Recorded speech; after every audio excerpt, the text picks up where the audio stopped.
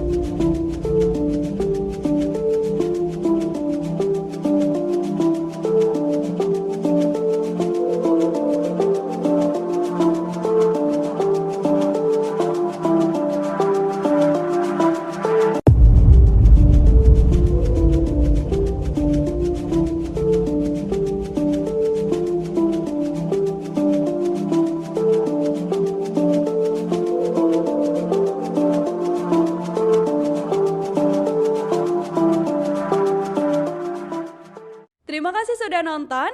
Jangan lupa like, subscribe, dan share ya.